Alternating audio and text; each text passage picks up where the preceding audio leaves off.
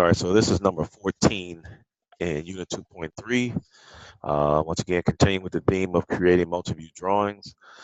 These videos are designed to help you and aid you in understanding this process and giving you some practice and showing you some of the tips and strategies that I continue to use after many years of doing this, these type of sketches.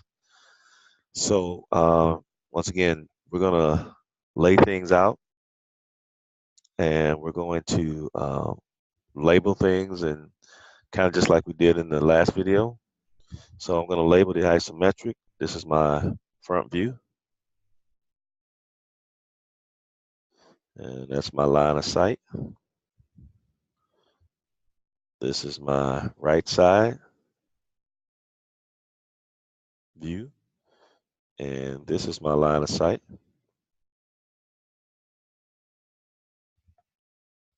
And this is going to be my top view.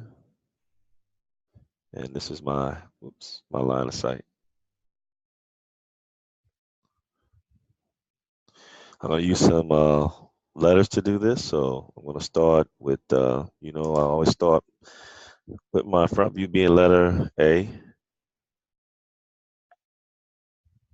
And then my side view, this is going to be B.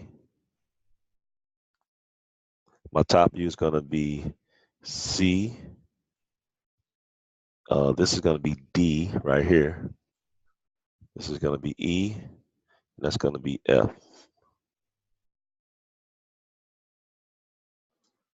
All right, so I'm going to come down here. This is going to, my front view is here now. And I'm going to put a letter A right there. This is going to be my right side view. So I'm going to take a little different approach, meaning that up until this point, we've been projecting front views. Now the process should work for any view that we're trying to create, whether it be front, top, side, rear, left, and bottom. In my top view, what letters do I see from this vantage point? I see F, E, D, and C. So I'm going to go F, E, D, and C.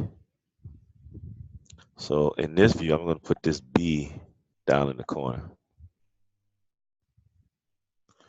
So I'm going to label my points again. So I got point 1.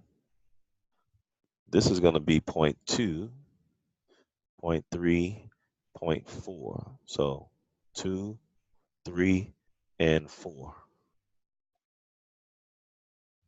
I'm going to project all those points from the front view to the side view to help me create that view. So I'm going to start with 1. Once again, you got the little corners laid out for you already. So projection line, point 2, projection line, point 3, projection line. Once again, these lines should be light, not dark and heavy. And then point 4.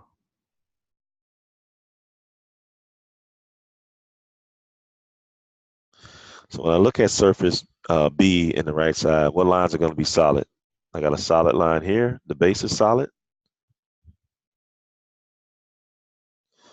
This vertical line is solid.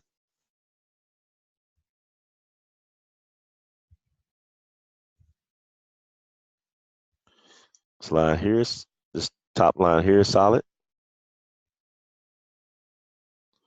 And then this line is solid. Pretty simple.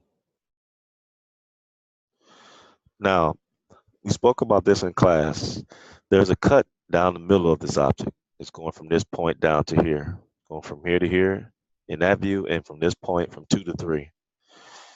So that means that because I can't see through this block, through this surface, I can't see through it, but I know that there's a cut in the object. So in this particular view, I have to illustrate that cut with what we call a hidden line. So to do that, the hidden line exists between here and here. And since it's at an angle, then it's going to exist between, and this is a hidden line. Kind of looks like a projection line.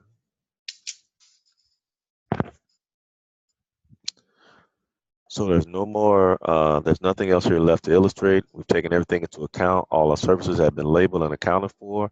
All our views have been labeled and accounted for, almost.